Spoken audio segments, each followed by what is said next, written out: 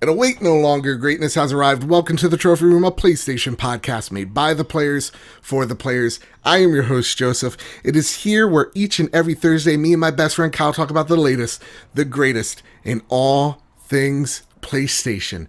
And this week, we're only talking about one topic, and that is the PlayStation 5 reveal. We got over 20 plus games. We got to look at the systems. We know what the controller looks like, the camera looks like. But with all that said, we're doing it live. The greatest co-host, whoever is, whoever will be, Mr. Kyle Stevenson. How are you, sir? There's a lot to take in. It's something else, man. Yeah. We saw the box. Is it even a box? It's not even a box. I don't know what it is. It's weird. It's provocative. It gets the people going, Kyle. Gets the people going. So, Kyle, we saw what this box looks like. Usually each and every week before we square up the news, we talk about what you've been playing. Yeah. But I do, and I don't have the notes up, unfortunately. I do want to thank our patrons over at patreon.com/badbit. We got some cool special announcements coming next week for patrons. And because of you patrons, we're able to do and have really cool stuff. So thank you so much. Thank you, everybody on Patreon. I tried to do it from memory and it failed. Again, we're recording this show live on Bad Bit Games. We literally just finished watching the PS5 reveal. And instead of what you've been playing, I want to talk about how you've been feeling, Kyle. Before we talk about, and we're going to go step by step what games we saw, our impressions of. What do you feel walking into this event and walking out of it? Oh, walking in, I was at an all-time high level of hype. We've been waiting so long to hear about PS5, other than just the delete the 4 add the 5 logo reveal. Mm-hmm. So I was so excited to see what games I will be playing on this mythical box this holiday. And leaving it, I'm whelmed. I'm not overwhelmed. I'm not underwhelmed. There's some real highs, but some lulls in there. Yeah, for sure. I don't think by all means this was like, I think when people are like getting hyped for this event, I think it's leading up to so much. You know what I'm talking about? Like we've had months of like not knowing what this box looks like, PlayStation not saying a gosh dang thing. Another event, no Batman. No Batman at this event. And then they're like, guys, this is going to be a huge show. And huge it was. It was over an hour long. And again, a ton of games as well. I walked in just very nervous because, first we got to put the stream on. And then we got to talk. We got to be entertaining. And then I got to see and I got to analyze all things. We got to talk. Ugh. I know. Oh, my God. I say you're my best friend, but I lie. But, like, I was excited because we're finally going to see what this next gen is all about. And with that, I came in, again, nervous, excited. I walked out, and I feel the same here. I think this was a solid show. I think this is... given the circumstances that we're in right now, you know, with the whole, we could say it, who cares? The whole COVID crisis that's going on, having this show here with the production value it had was really impressive. So I can only think of if they had the time, if this, you know, if the epidemic wasn't as, I guess, serious as it is, what this would have looked like. And so I walked out whelmed because I think you're right. There are some incredible high highs, but then there are some big lull moments as well. But at the end, it picks right back up. But my problem is, and I want to know if you feel the same way here, was there really a reason as to why this, like, they never gave me a reason as to why I need to buy a PS5. If that makes sense. Yeah. In a way, there's one thing they did, and I think it was the first thing they showed off. It was the Spider-Man PS5 Miles Morales. I think that is the reason to buy the box for us, right. And I think for many others. But I would agree with you. Kind of the same issue that we both had with the Xbox third-party thing. Was like they didn't really sell me on why I needed this. I think if they showcased, for me personally, if they showcase what Horizon Forbidden West is the name of it, if they showed me gameplay from that and it blew my mind, I think I'd be singing a different tune. Right. But it was a CG trailer. The Spider-Man thing was a CG, but we kind of know what that's going to be. Yeah, we have an idea what that's going to be. We saw Ratchet gameplay, and that was awesome. The Ratchet gameplay was fan-fucking-tastic. Awesome. Yeah. But yeah, there's just some things that they could have done a little bit better to hype up, especially the PlayStation Studios games.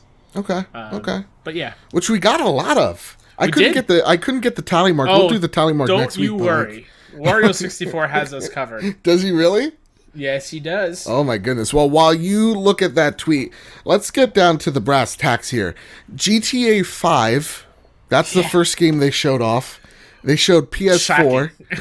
And then they say it's going to be enhanced in 2021. Yes. And that if you're a PlayStation Plus member, you will have online for free. Yep. Immediately. And you will get like $1 million a month. $1 million in GTA Online money every month until the release of the PS5 version. Okay. That's cool. If you're a GTA Online player, that's awesome. My first, not so much concern, but is, I guess, a question that needs answering. And they even said it. We're going to be talking to you more as time goes on, so we can expect maybe more blog posts or even more like state of plays. But how does backwards compatibility actually work?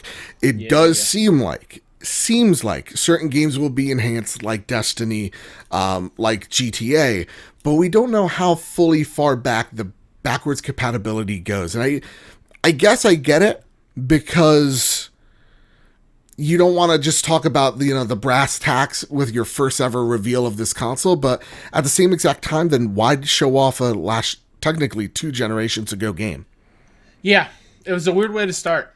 It was weird, but then we get Jim Ryan. I put this as on the notes here. Jim talks, and he said, we're bringing GTA 5 on first because this is a game that's been with us since PS1. Every PlayStation console. Every single one of them. Been, which I like. I like that a lot. I like that a lot as well. Was this after like the history of PlayStation montage, which I really, really loved? Yep. They showed you everything. They opened really up with the original logo as well, which I thought was really nice as well. Did you get the tally mark from the Twitters? Well, Sony Interactive put out a full press release statement, if you want me to read that right now. Ooh, you know what? Because we're live, we can get into the... Yeah. Let's do it. Okay. Let's square up the news right now. Innovation and creativity collide this holiday season as Sony Interactive Entertainment revealed new details for PlayStation 5, including the next-generation console's design and a deep lineup of brand new games coming to the platform. In a live stream event today reaching millions of gaming fans, SIE showed the PS5 hardware for the first time, with its bold, two-tone design marking a radical departure from previous PlayStation consoles. PS5 will launch in 2 options, a standard model with an Ultra HD Blu-ray disc drive and a digital model without a disc drive, offering unprecedented choice at launch to gamers. Today's live stream also provided fans with a first look at new games that will define the next generation of gaming on PS5. Across dozens of titles, most of which are launching as console exclusives or full exclusives on PS5. The world's most talented developers showcase the potential of the hardware, which will unlock rich experiences for gamers, bringing them deeper into extraordinary game worlds than ever before. Quote, with PlayStation 5, we are making a significant leap to deliver a truly new generation of transformative play experiences that will redefine expectations for what games can be, said Jim Ryan, president and CEO of SIE. Worlds will be richer and more beautiful, they'll captivate your senses in ways you didn't think possible, and you'll be able to experience them much more seamlessly with lightning-fast loading. Today's showcase is just a glimpse of what's to come in the next generation, and we want to thank our community for taking this journey to PS5's launch with us, end quote. One of the biggest series of all time, Grand Theft Auto, will be coming to PS5 thanks to the close partnership between SIE and Rockstar. Enhanced and expanded versions of GTA 5 and Grand Theft Auto Online will launch on PS5 in the second half of 2021. With a range of technical improvements, visual upgrades, and performance enhancements, GTA 5 and GTA Online will take full advantage of the PS5 hardware and its new features, making the game more beautiful and more responsive than ever. In addition, a new standalone version of GTA Online will also be made available with access to all PS5 owners for free within the first 3 months of the title launching. Once the entitlement is claimed, the game is theirs to keep, and with a PlayStation Plus membership, PS5 owners will be able to play GTA Online as much as they want. Finally, starting today, all GTA 5 PS4 owners will get $1 million in GTA cash every month until the PS5 version of the game launches in 2021. Additionally, SIE Worldwide Studios and the industry's top publishers and developers unveiled a lineup of PS5 titles that demonstrate a depth and breadth of unique experiences.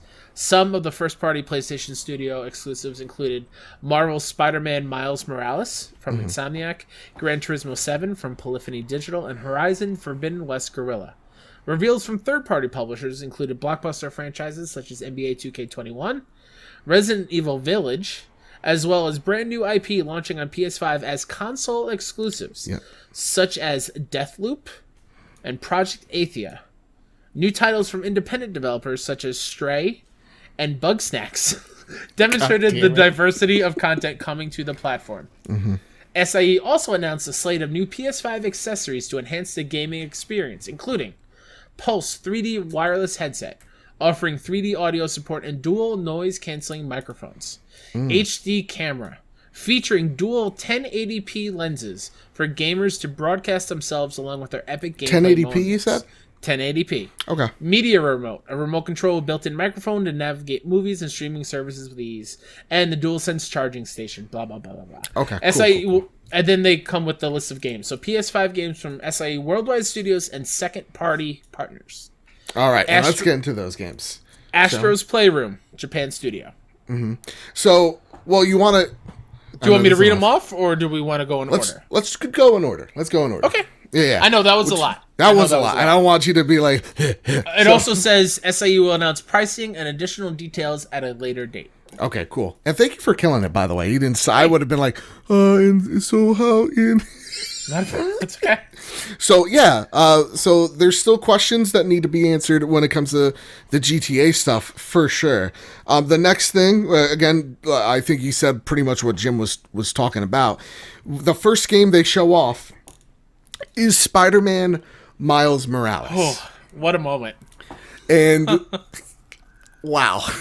What a moment. You got Bad Bit cursing a lot, that's for sure. Yeah.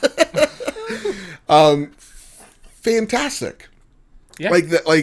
I did not expect Insomniac to be here as many times as they were, and giving us a Spider-Man and a Ratchet and Clank game. Not only that, but we're getting Spider-Man Miles Morales in this holiday, 2020. Yep. Year of our Lord. But that also brings up questions. What type of questions? Is this a brand new full game, or is this from the ground up, or is this a Naughty Dog Lost Legacy type of game for Spider-Man? Is this a mid-level DLC, big expensive thing, or a brand new thing? I think, and also, will this be available to PS4 owners? That's a good point. Because they said this footage was from PS5, but who knows if, it is Spider-Man. You do want this to sell gangbusters. Yep. But that is a question that I think will be getting answered. But I do think this would be Lost Legacy sized. I don't think it's going to be, as long as the original Spider-Man PS4 was. 9-10 hour type thing. And I think it's easy because you already have the city pretty much there as well. Yep. Mm-hmm. So, all you really need to do is new enemy designs and new moves and suits for Miles. But goes to mention, we're going to get that Spider-Verse suit. Yeah, we are. And that's the only thing I'm going to play as. Yeah. I think if you're not playing it's just the Spider-Verse suit, you're playing it wrong. Yeah. If that's possible. Honestly, I love the music. Again, awesome. And also the sound throughout this whole event was great. So that's something you were saying during the stream that I didn't really pick up on because I don't really play games with headsets. Oh, wow. So I didn't notice the difference, but I'll take your word for it. Okay, yeah, no, it's these aren't surround sound, but it sounded like it. So I really liked what I heard, and maybe that's just me going crazy and hearing what I want to hear, but fantastic. Then we got Gran Turismo 7. It's a racing game. Sure. Looks Sports, gorgeous. It's wheels. the way to show off a new system. Yeah. Sure. Well, now, here's a question. Okay, we're not racing people. Especially not simulation racing people. Is this a game you're going to pick up? No. No, right? Yeah. It's nice. It's nice there to kind of look at and to kind of just. Yeah. I mean, the cars looked amazing. Like this last car that I scrolled over, I think it was like a Mazda. A Mazda Miata. Nothing says Gran Turismo than Mazda. Yeah. Zoom. I will say the home thing they were showing was interesting to me. Okay. Is that just like a community hub type thing, which is kind of cool? Yeah, you open up a map and it does look like this game may be open world, and if that's the case, then I might actually get to dip my toes in this game. But if not, I'm fine. I'm fine with never playing it. Yeah. The next game we got, and this is my point number 6 here, Ratchet and Clank 2, a Rift Apart. We saw Ratchet just go through these interdimensional rifts in time. He was just constantly falling through.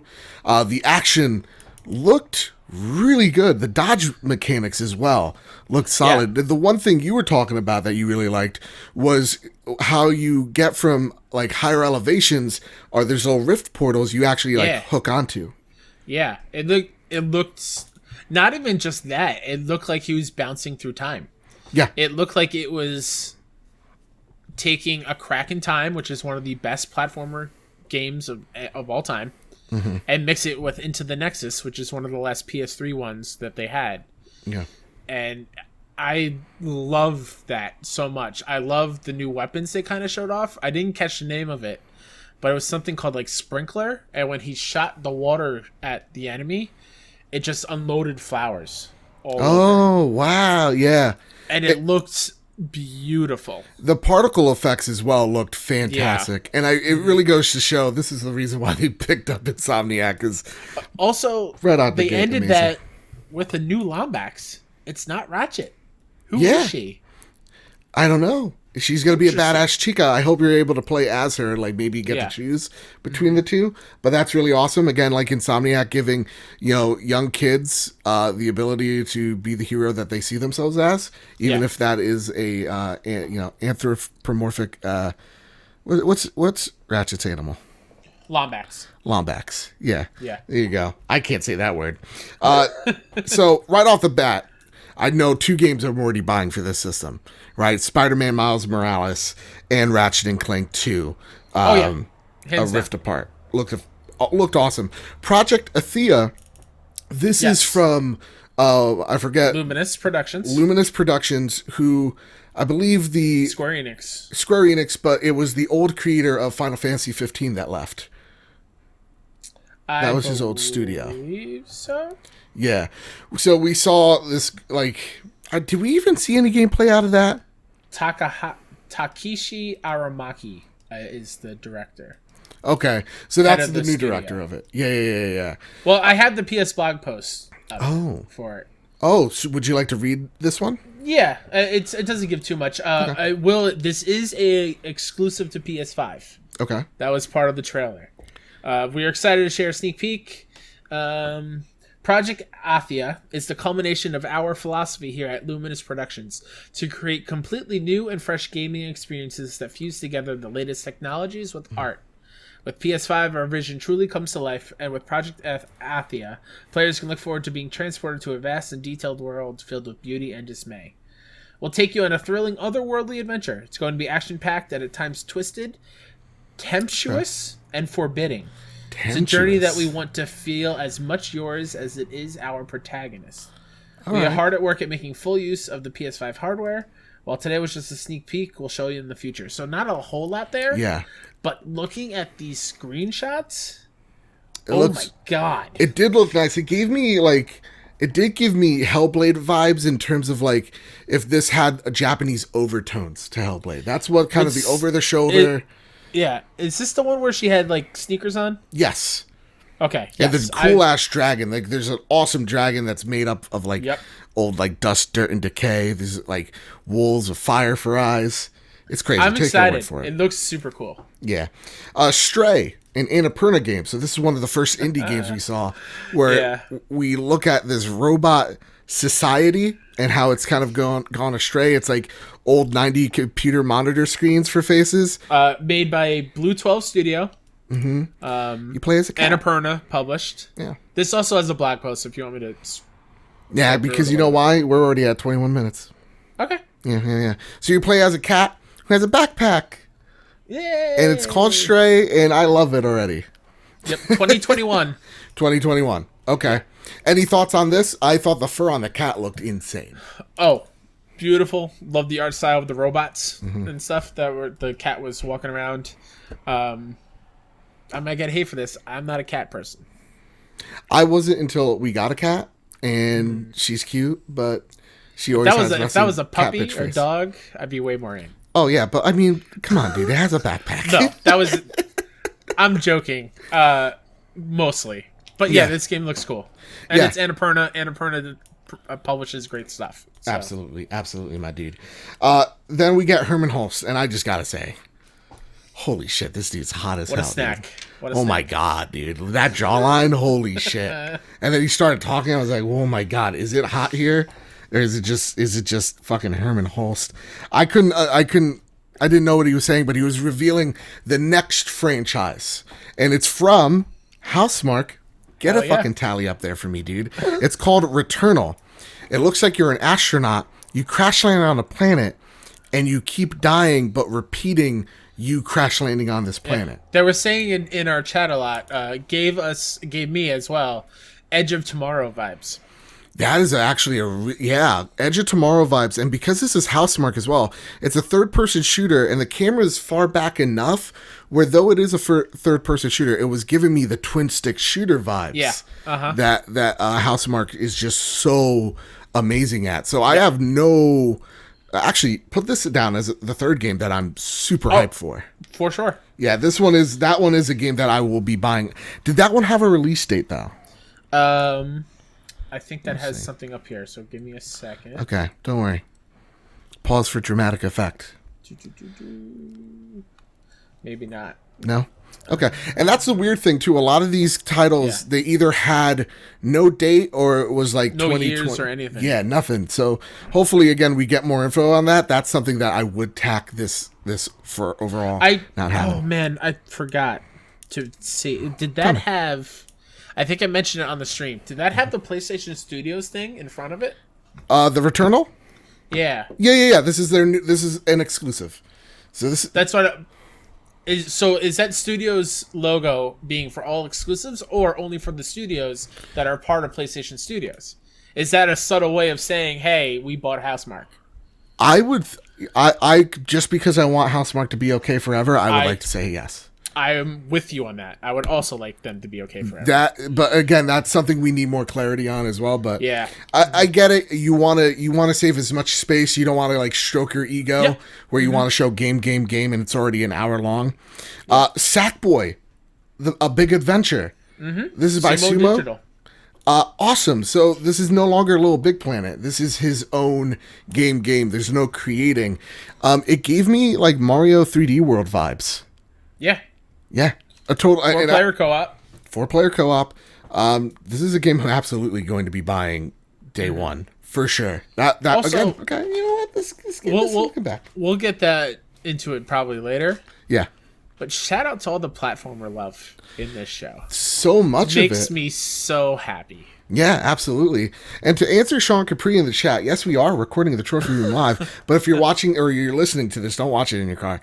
Listening to this in your car, we're not live. Don't worry about it. You missed out, but we're having fun now, and I think that's all that matters.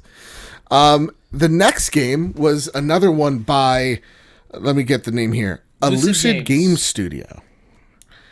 Destruction All-Stars. So, gang, sit back. Close your eyes, even if you're driving. Don't worry, nobody's on the road anymore. Right, Kyle?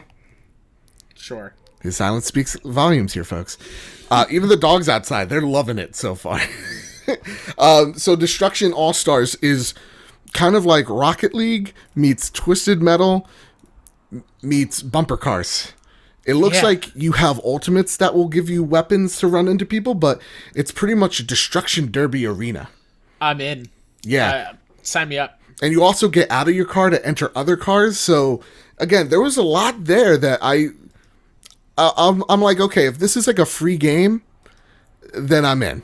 Then this is not I'm totally in for this. But if it's like maybe if it's like a $20 experience, like one of those launch titles, like a Resogun was for PS4, yeah, absolutely. This looks stupid and fun. Note that this is on the list under Worldwide Studios and second-party partners. Okay, so this is second-party along with Sumo Digital with Sackboy, a big adventure. Okay. Did it say Housemarque as well? Housemarque is also under that. Son of a bitch. Go get him, please. And then we had number 13, which actually was you really like this. Kenna Bridge of Spirits. This game looked really freaking dope. Would you like to describe it for everybody? Yeah, so I said this with the PS4 reveal when they showed off Knack. Okay. Stay with me here. I said that Knack looked like a Pixar movie. Right. This looks way more like a Pixar movie than Knack ever did. Okay. It gives me some Frozen vibes with like the trolls and Brave. It's another female protagonist, which is awesome. Kind of like, what do you call those little black furry things? What would you call Furbies? Those? Cuter Almost Furbies. like Furby-esque. Yeah. And it gives like a little Pikmin vibe, like you're using them to take on.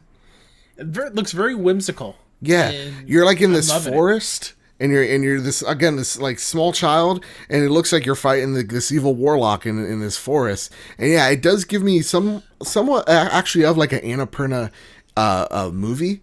No, yeah, or like DreamWorks movie, yeah. Because this has a PS5 post as well. That Ember Lab is a small team with a background in film and animation. So and I definitely saw that there. Yeah. And they say in there, for when they're talking about the studio a little bit, our love of games pushed us to create the fan film Majora's Mask, Terrible Fate. Oh, this was them. Yeah. Holy shit. So, gang, if you don't know, and I know it's Nintendo and it's all for nerds, but like, seriously, I love it. I love Nintendo. You know that. Drinking a Luigi mug. That Majora's Mask, like, short is terrifying and amazing. They give a little description of the game. Story-driven action-adventure set in a charming world rich with exploration and fast-paced combats. Players find and grow a team of tiny spirit companions called the Rot, enhancing their abilities and creating new ways to manipulate the environment. So sweet. I'm in. This was actually, I think, one of my peaks. This was a game I'm definitely trying out. And I said it gave me Concrete Genie vibes for some reason, but I think it's just because of the protagonist. Sure. So, yeah. And then we got, and this is where... Okay. Goodbye Heist. Was it Goodbye Heist? Volcano High. Okay. It's like a dinosaur high school, like... It kind of gave me... It's a choice-based narrative game set in the final year of school for a bunch of dinosaur teens on the cusp of graduation and the rest of their lives. Here's what makes me so upset.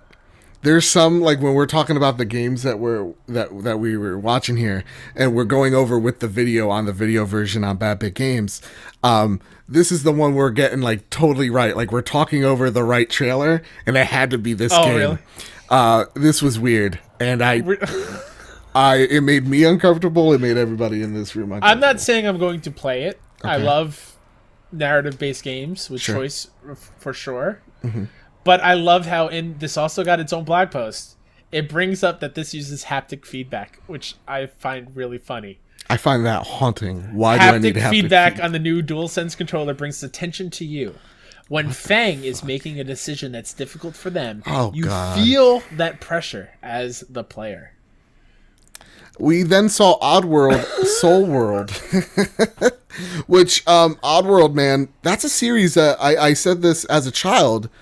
I was scared shitless of this game because of his mouth, because it's sewn together. Or sorry, Soulstorm was the name of the game.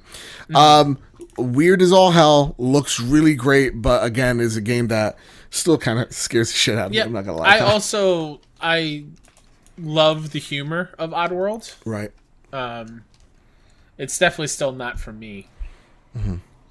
But how dare they make games not for us, Kyle? I know, right? Jeez, I want every game to hit me personally. Here's one. And I don't know how I feel about this. This is the next big, I guess, if this was a normal episode of the Trophy Room, topic. Ghostwire Tokyo. Gameplay, it's first person.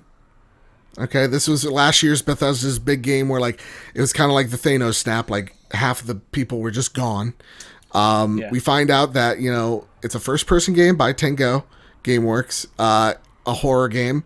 You're fighting Japanese spirits, and you're actually using, like, hand signals. I don't know if I would call it, like, sign language, but, like, different powers. And you remarked that you used finger guns to, like, kill certain enemies. Like, that was some moves. So, I don't want to keep saying this over and over again, but this also has a PS Blog thing. Yes. Interesting that the title says Ghostwire Tokyo makes its console debut on PS5 in 2021, which tells us timed exclusive. Correct? Yep. And that is and that is official. When you go into the blog post, that is shocker free. Go to hell. That's correct. That it is a console exclusive for 2020. This blog PS5. post is very detailed and more about the game. Okay. Don't think you want me to read it all since we are going a little bit long, but yeah, just like a paragraph. It seems like it's taking advantage of next gen. Big thing about 3D audio, haptic feedback with the hand motions, because it looks like the main character's every weapon is just hand motions. So like finger guns, right? Whatever else is there. They give more info on the entity of the young child in yellow raincoat. I cannot say that name, so I'm not even going to try it. It seems cool. I loved the reveal last year. I'm still in on this. I wasn't. I was in on it when I saw it last year. Yeah. But I think it was the way you were fighting. Like it didn't present itself as scary to me. So this was just an instant out for me. And I think that's why I like it, because it wasn't as scary as I was expecting. Okay. Yeah, I'm just thinking like Japanese horror. I don't know. It wasn't for me. I did like the ninja looking guys, and I hate that. I totally whatever. Yeah. The guys with the masks. Yeah. Yeah, no, they did have samurai swords or something. I don't know. Whatever. But yeah, those enemies looked cool, but everything else just didn't speak to me. It's interesting that this game, as well as another one, is console exclusive for PS5. Yeah. From the same publishing company. We had another game called Jett Farshore. It looks like a God sim. It was... I zoned out. Cool, me too. Godfall. Godfall looks like, if I can, and I want to know what you think on this one, it kind of gave me Devil May Cry 5 meets like a Souls way of fighting. And I was totally in on it. I loved the music they were using. The action looked great. The particle effects looked fantastic. Is this co-op, do you think? What? Say that again? Do you think this game's co-op, and what were your thoughts? Well, again, PS blog post, it is co-op. Oh, awesome. 3-player PvE online co-op play. Master 5 weapon classes, unlock various Valor plates through gameplay, level up and learn new skills, and choose to fight solo or alongside friends. Awesome. I was in on this when they revealed on at the Game Awards last year, because they said looter slasher, right? I love me Borderlands. This is a Gearbox publishing game. If you can take that into a melee focus where I'm constantly getting cool swords and loot and armor, I'm going to play a crap ton of it. All right. That's fair. Yeah. I was on board with it as well. Again, though, a game that I was just like, I get it. It's a little brighter, but like, I can see this being played on a PS4. And again, I think it is the fault of like PlayStation, Xbox doing like these games, they wouldn't be able to run on PS4. And you're so accustomed to it. And when you're looking at these games, you're like, oh yeah, that looks nicer. Sounds great. I will say there was a lot of very similar looking games from an art perspective. Yeah. A lot of the same colors, a lot of the same almost landscapes, I think. Maybe that's why I feel so meh about this whole thing. I felt like some of the games kind of bleed together. Like more like some of the indie games kind of bled together, do you think? Yeah. Or like having like Returnal and Project Athia have kind of a similar backdrop.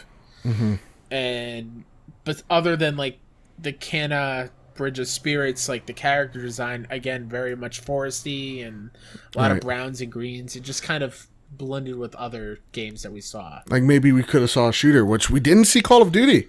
Shocking, because they were kind of teasing it as well. I kind of just assumed. But yeah, definitely in for Godfall. That's another game I'll be buying day one. Yep. Another Annapurna game comes after from the devs of Hyper Light Drifter, Soul Ash, which it looks like it is a 3D Hyper Light game. Developers Heart Machine. That game looked really nice. That game looked pretty dang cool. But again, like that was something that I don't know. I've seen it everywhere else. You know what I mean? Yeah. Yeah, I get it. Number 20 on this list here. Hitman 3 coming January 2021. Looked real cool. That one looked fucking sick. And I saw that CG trailer looked next gen as hell to me. Yes. And the ray tracing, that's where I really noticed it. I was like, oh, okay, so this is what everybody's all going gaga over. I can't wait to watch the 4K version of all this stuff on my 4K TV. Absolutely. Oh boy.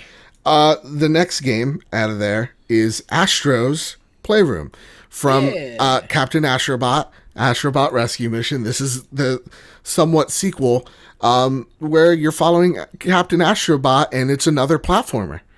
Again, a lot of family-friendly stuff in here as well. Loving it. Yeah. It also doesn't count, I think, as a PlayStation hardware launch without a Playroom attached to it. PS4 had one.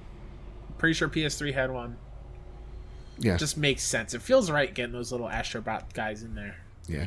I would like, and this is something that Sean Capri raised in the chat, and I think it's when we get to the PlayStation 5, because there is, again, a lot of questions.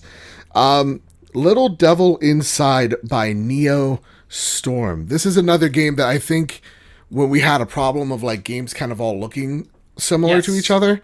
Yep. This game looked like, and I think it is, a lot of the indie games kind of had a similar look to it, but it was a game that I was pretty down for. It does give me. That was the one where he pooped out something, right? Yeah, it was a weird, whimsical trailer. Again, it does scream Annapurna Interactive. So if you think of an Annapurna game, that's what you're getting here. Yeah. But it looked really, really great. Again, an art style that I'm not necessarily. I can't even describe it. It was just weird. All right, Kyle, go on. Talk about the sweat in NBA 2K21. I mean, it looked real sweaty. I don't know how deep it, but like when I want to see a next gen stuff, I want to see what sports games look like, and I want to see what racing looks like, because that's pretty much like the benchmark for pushing the boundaries of graphics and visuals. And Zion looked great. It looked great. I want to see how that game runs, though, and I'm still not fully trusting 2K with their microtransaction stuff. Why? Because that game is so. They had the whole gambling thing in the last one. Right. That was really, really cringy and bad. Okay. But sports. The creators of Octodad. Yeah, Bugsnax. Bugsnax. Not what you thought you heard originally. Nope. Bugsnax. But you say it too fast, it sounds like something else. I'm so excited. This is my unironic excitement for this. It looks weird. I like the weirdness of Octodad. Cloudy with the Chance of Meatballs looking ass game. Yeah. Where you eat whatever the bugs who are also snacks, and they become part of your body. Yep. Looks fun. Like I'm going to have a good time playing that game with my nieces by my side. You're anthropomorphic animals eating vegetables and fruits that are, or just food rather, that are also acting like animals. Oh my god, also. So your animals acting like people, eating fruit or eating food that acts like animals, and your body parts are turning into that food you just ate. Another thing, the blog post about this game, it is touting the DualSense haptic feedback. Of course it would be. Which I think is the point of all these smaller games, is they're trying to showcase what the controller can do. Kyle, we finally learned the next game, what Blue Point's working on. Yeah. Kyle. I know you're excited. This was my biggest letdown. Just Demon Souls. You thought it was Bloodborne for a second. I did. I was like, and Joe.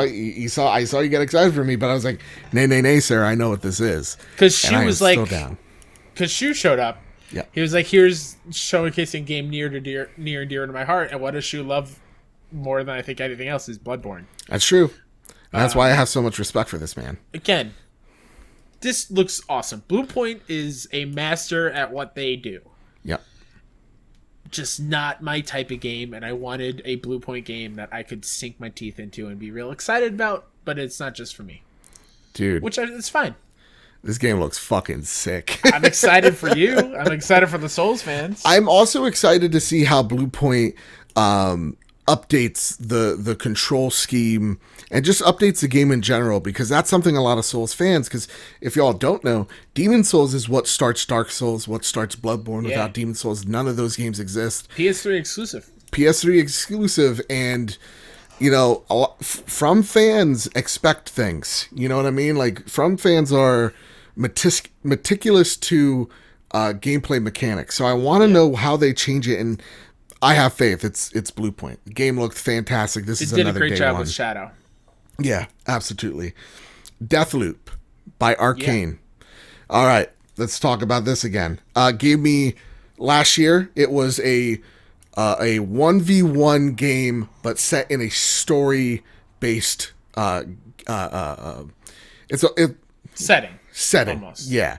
There is a story. You're trying to get off this island that you somehow got on, and you're killing people. It's kind of gave me Dishonored vibes. This is Arcane Studios after all. Yep.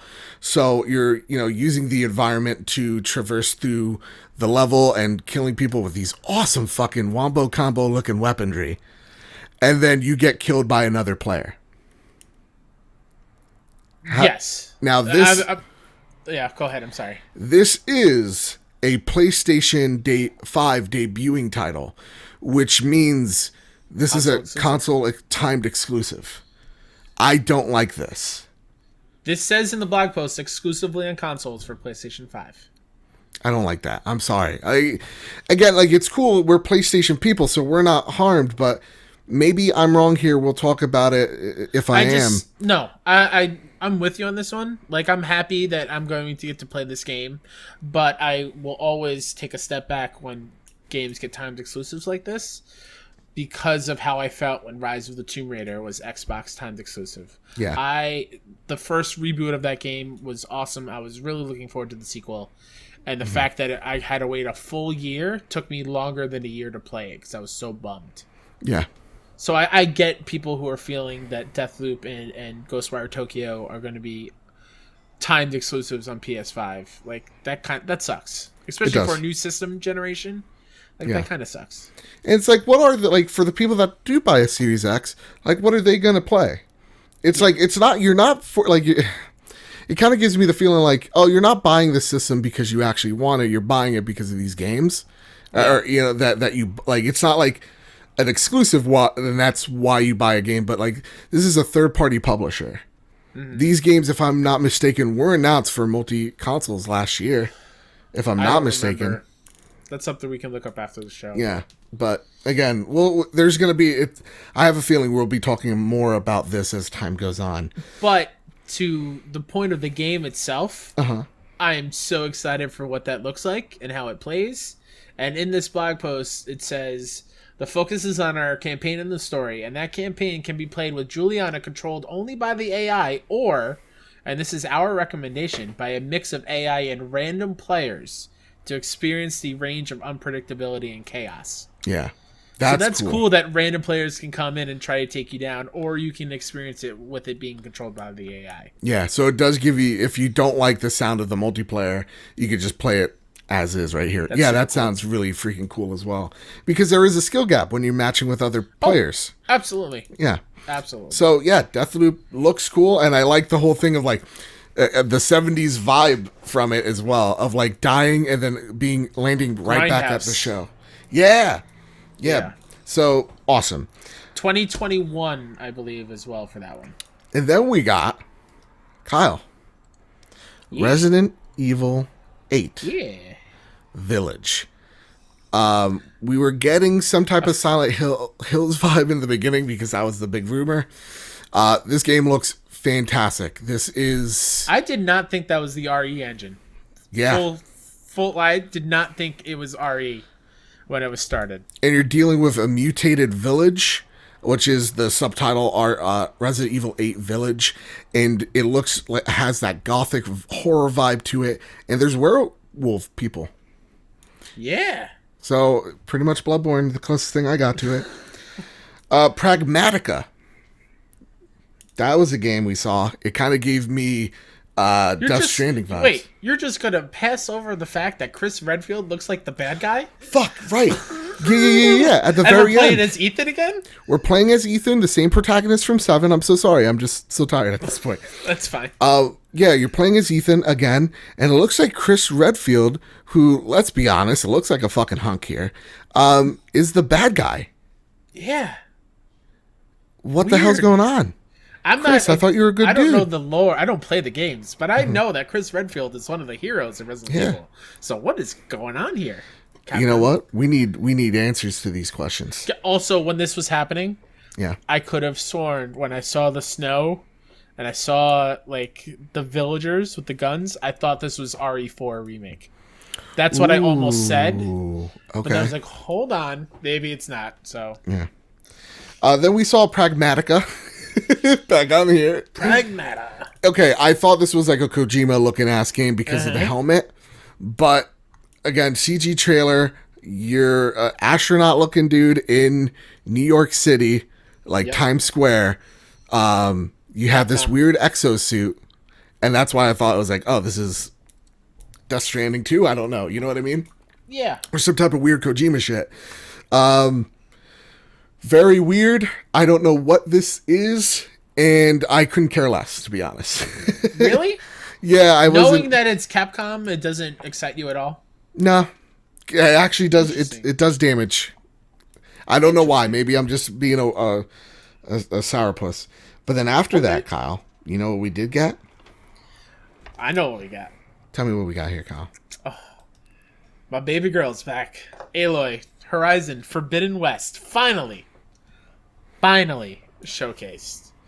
This is the end cap to the event for the most part when it comes to games. Which I'm happy with. I'm happy that it was out there. I'm happy that we know it's a thing.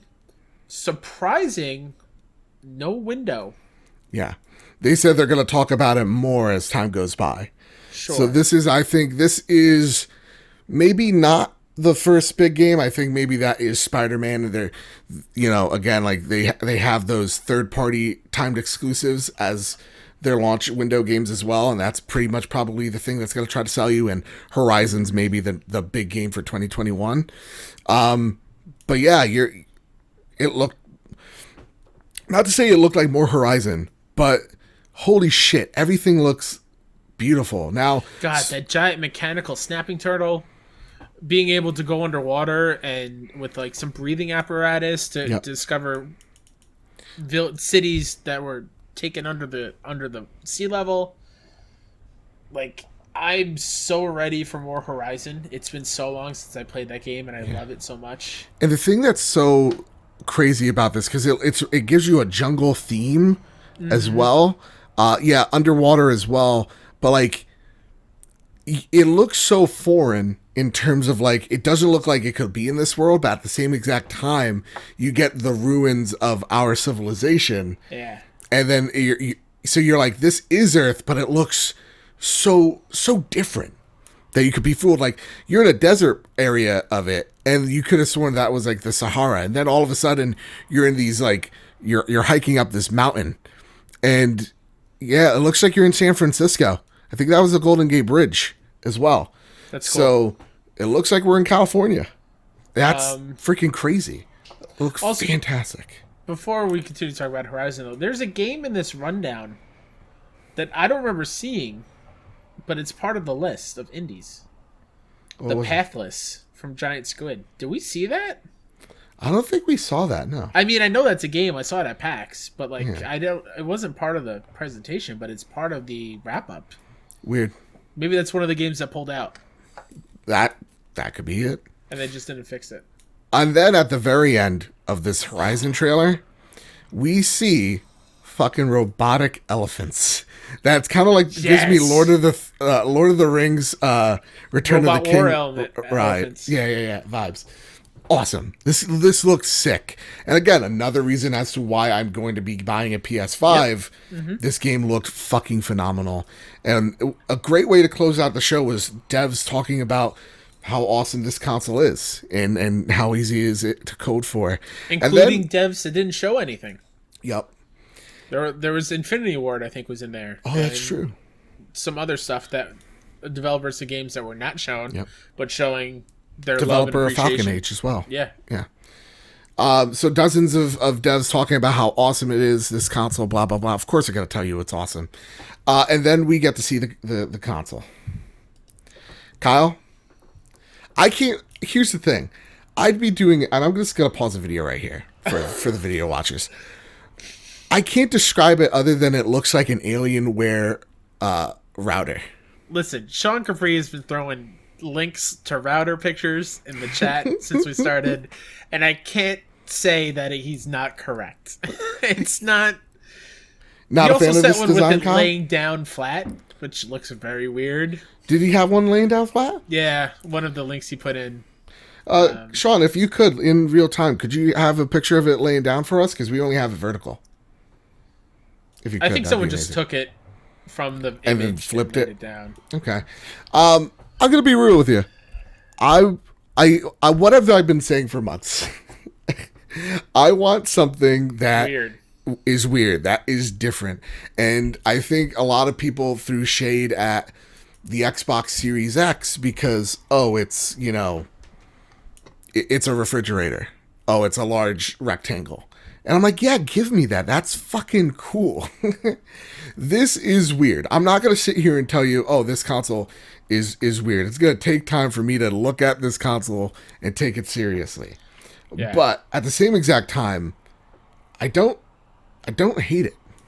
I don't hate it either. I just need to get adjusted to it. Yeah. Because like Sean, again, in chat saying PS4 is one of the best designed consoles ever. Like, I love the way the PS4 looks. This ain't it to me. The way that it's curved, it opens up. It looks almost like it fits headphones as like a headphone holder in the middle. Like the black plastic thing. Yeah. It looks like a headband that is just... And pretty much what the best way to even kind of describe this console is, remember the Xbox 360 and how it was kind of warped at the end? So it didn't kind of... It had a curve to it. That's what this is. And it's white on the outside, and then in the middle is black. And now when I say that out loud, I actually think now I like it more. But here's the thing. There are two variations of this console. Yeah. There's one with a disk drive, which kind of looks like, and I don't want to be offensive here, so if I am, I apologize. But it kind of takes, it looks like it has a hump on it, and it kind of looks like it has a tumor on the side. So imagine a 360 when you're lying it down and taking like the HDD drive, Eternal drive, and just placing it on top of the console. That's where the drive would be. Then there's another variation of the PS5, and it's a diskless console, and that's where it has that 360-esque design to it, where it's kind of curved. What a weird console. Weird. It's weird, but you know what? God, the more I look at it, the more I actually really like it. Again, like it is growing a little bit on me. I actually do kind of like that little hump. Yeah. I love the controller. The controller looks fucking awesome. I'm all in on the controller. Controller looks great.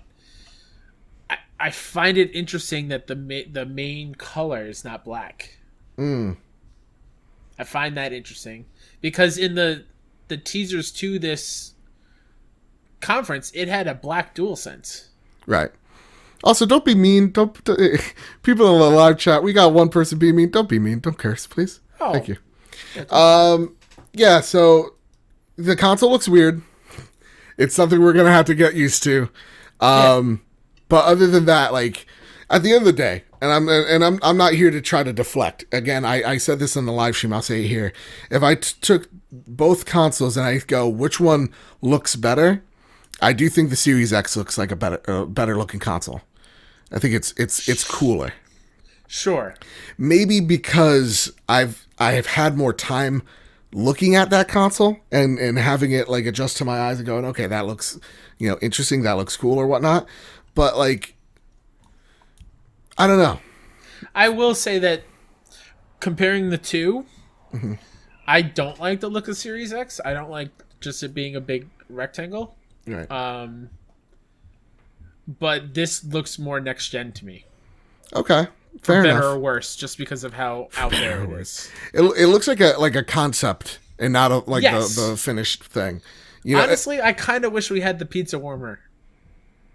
Version of the dev kit. No, I hate it. I'm sorry. I can't. I actually kind of like that more than this. I hated that design. I thought this is actually giving me vibes of the PS3 late in its cycle of the disc sliding cover on the top. Don't insult that. That's what I'm getting. Okay. See, the more I look at it, I'm not liking it now. I gotta look away. So you really came off negative about the look of the console overall. Yeah, it's just not. Now that I'm seeing that it can go horizontal, my nerves are a little bit at ease. Mm-hmm. But there's just, I don't like the curves. I think that's what it is. Okay. The more I'm staring at it, again, I think it's a time thing. It's because I'm used to looking at it. But like what Sean Capri said in the chat, I think is very fair to say that is the PS4 was just it is the most beautiful console. The OG one. The OG one. I love that look of this console, and this ain't it for me. But at the same exact time, I do appreciate them trying to do something radically different with a design of a console.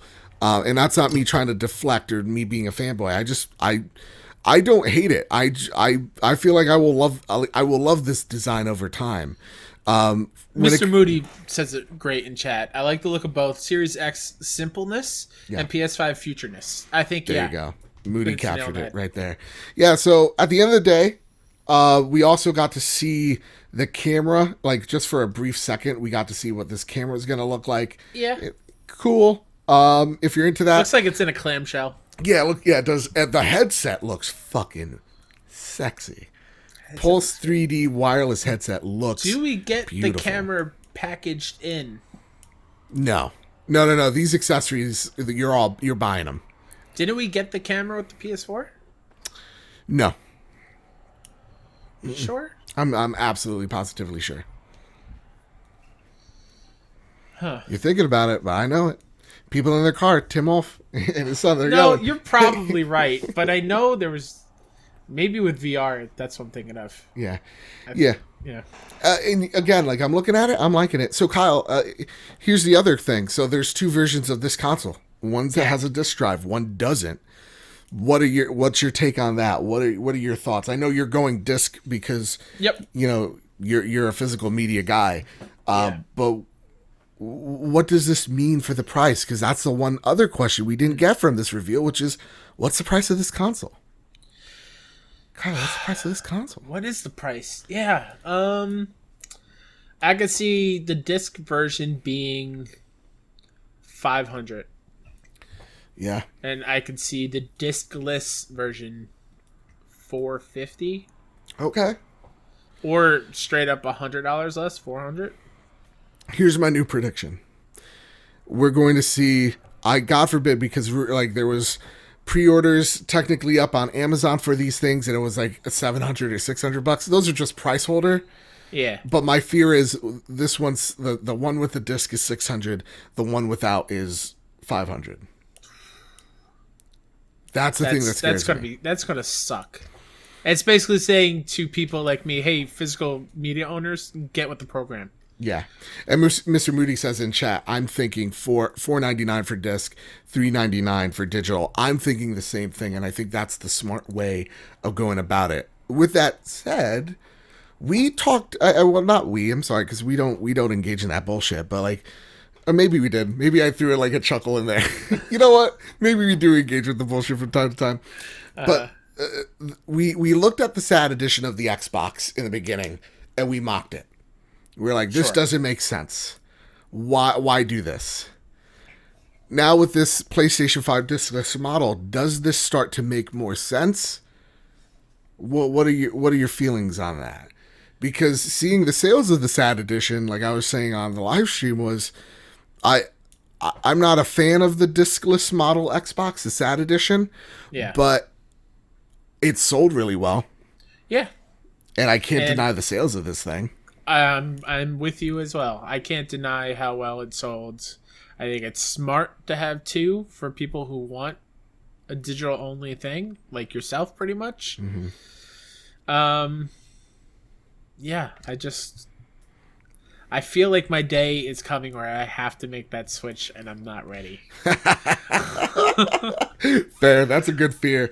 And I think give credit where credit is due to Sean in the chat. Give credit where credit is due to Microsoft, because I think Microsoft has kind of helped the PlayStation marketing here in terms of like, hey, this console or coming out, starting with the sad edition. Sorry, let me speak English here for a sec. Going out there on a limb, going, we're making an all digital console, us mocking it, and then it coming out. Doing better than our expectations, and then for us to get comfortable with the idea of an all-digital version. So I'd say shout out, to Microsoft, because this does now seem less weird because we do see consoles without a disk drive now. Yeah. And it does go to show also, how does GameStop market? Do they help push the diskless version or the disc version? Yeah. I don't know. But I'm going to say something pretty shocking, Kyle. I think... Are you holding on to something? Sure. I might get the diskless one. I might get the digital version. I knew the moment that it popped up with diskless. I'm like, that's where Joe's going. I think I think I'm over physical at this point. You say that. I say it now. As a fan of steelbooks. Because here's the thing. I'm going to buy Last of Us digital as well as physical. Because the physical one comes later. So I'm definitely pre-downloading it. Yeah. And I also do like the design of the diskless Xbox, Jesus Christ, of the diskless PlayStation. Yeah, I don't know. I really don't know. Yeah. It's interesting. So at the end of the day... I also feel weird that I'm not, like, jumping up and down for joy like I was at the start. Like, right? Isn't that a weird feeling? Am I weird for not being over enthusiastic for everything right now? No, I think you're being rational, I think. Yeah. That's what it is. I think... Okay, we'll say it like this. Walking into this event, we were overjoyed, right? Absolutely. We talked about our impressions where we were whelmed. Now going through everything again, Kyle, we got the list in front of us. I counted more than 5 games I was going to buy, and I'll count them right here, right now. Spider-Man Miles Morales is a no-brainer. We got Ratchet and Clank. That's definitely a day one buy, so that's 2. Herman Hulse is, Jesus Christ. Returnal, which is number 3 on the list. That's a definite buy. And then Kena Bridge of the Souls, or Spirits, rather, sorry. That's a buy, so that's number, 4 at this point? Mm-hmm. Definitely gonna buy Godfall, so that's 5. So I'm looking at this list, and I'm just like, okay, Astro's Playroom, Little Big Planet, those are also gets. Demon Souls. Like, a lot of the games that I'm walking out of here buying games to this console. You know, even RE Village. So, at the end of the day, I think the games were really good. I think maybe what it was is the show was too long, you think? No, I don't think it was too long. Or maybe did this goddamn Dragon High School really fuck everything up for us, Scott? You're more down on that than I am. I think I would give that a shot. No, I think it's also probably me hyping up seeing Batman because I really want to see Batman. So was it the expectations that got to you? I think for me, the expectations got to me a little bit. I think that is me sinking into it a little bit. That's probably why I'm feeling this way. Overall, I'm happy we see the box. I'm happy to know what's going to be sitting on my shelf. I'm happy to finally see Horizon and Ratchet and Spider-Man. Did not think we would see both Insomniac stuff. Yeah. That was crazy. We saw both of them. The fact that we saw more of Ghostwire and Deathloop, 2 titles from last year that I was really looking forward to. This was, don't get me wrong, this was a solid ass show. Yeah. This show was really, really good. I'm excited to get a PS5. I'm still getting one. It didn't sell me on not getting one. I'm getting a little bit of PS4 vibes where they're really going to start hitting next year. Right. Like with what games are going to be unveiled and shown off and announced, like full power PS5. Because I think with PS4, it was around when Second Son got finally released is when we started seeing like heavy hitters starting to get announced and stuff like that. And it's also weird, like we have Last of Us and Ghost coming up before PS5. Right. And they look beautiful, and I know that it's very weird. I have to unpack a lot. Yeah. First off, I do want to say this is pretty cool. This is from Nibel, which is, you know what? This is technically Andy's snail mail right here. Each and every week, you could go write to us at PS Trophy Room. You can go over at the Casa de Bad Bit Discord server. You can give us your thoughts, your concerns, your questions over to us. Or, guess what? You could read them out. You could pen a letter to Andrew House, ship it on over to England. I swim across the channel. I get that mail. I come right back. Okay? I did it during every week. Yeah, I did it during the stream. You just didn't see it. You Take blinked that, and you Michael missed Phelps. it. Yeah, take that, dude. You Amateur can't hour. outswim Joe. That guy's such a fucking amateur, dude. It's because of the pot. The pot got to him. Anyway. Gold medals mean shit in my house. Exactly. It's all about the platinum, son. Resident Evil Village special developer message. This comes from Nibel on Twitter. Based on the latest version of the RE engine, a bit more action-oriented, no load times. Oh. Takes place years after 7, and you play as Ethan. New inventory, second key art revealed. That's pretty dang dope. That's load times. I like that we're getting out in front of it, and we're just like, enough is enough. But yeah, and let's read some replies we got on Twitter. Again, this is all live, folks. Dustin ... #PS5 writes in, nothing special ? Damn, people are hard to excite. Horizon looks fire. Ratchet and Clank, fire. Demon Souls, fire. Gran Turismo, fire. Spider-Man, fire. RE8, fire. And the amazing console, 3 fire emojis. Take that, Michael Phelps. God, Sean. Ribo Flavins writes in, they had me at Gran Turismo is back. And what does Sean Capri write in? What did he say? What does son of a gun say? We have to describe this to the listeners. It's the PS5, but with the image of somebody wearing it with like pop collars, like a pop vest. It's like a 12-year-old child. Sean, what did you send us? That is really, really good. That is fucking hilarious. All right. So yes, this console's getting memed real hard online at I this wouldn't point. expect anything less. Oh my goodness, crazy. Oh, Jesus. All right. Anyway, so yeah, a lot of thoughts here. At the end of the day, yeah, I think actually Dustin, if I'm getting your name right, sorry if I forgot already. I'm so out of it. I think what Dustin said was right, dude. There's more than 5 games I'm getting day one. I'm buying this console day one. No load times. I'm in.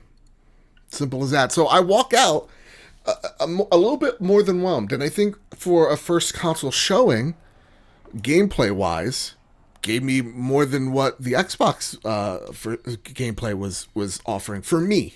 Yeah. And so for a first look at the next generation of consoles, I think PlayStation did, for me, a bit of a better job for the first initial like gameplay look. But if I'm also taking into account the Xbox's excellent marketing so far, and like Hellblade trailer that looks insane, like there's also a reason to get hyped for Xbox as well. I think their games look insane. Though we saw a lot of really awesome looking games, I think none of them really reached the level of that Hellblade trailer we saw.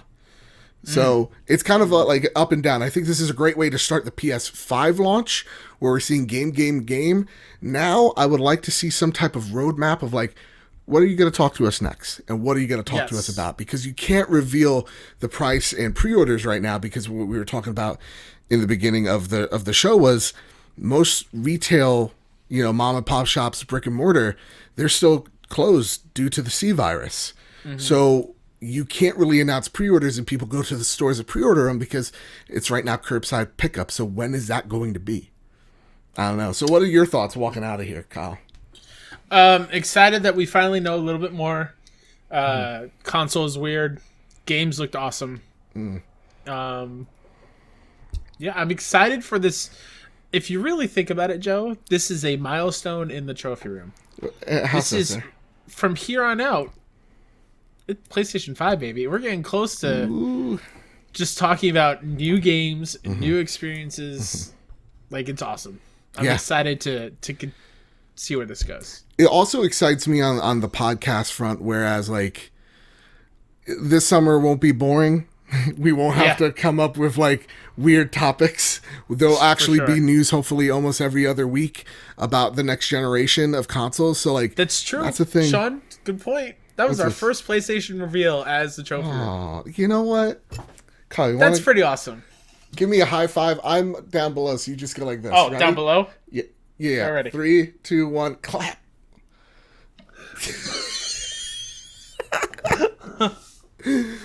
With that, this is awesome, Kyle. We see the PS5, man. It's awesome.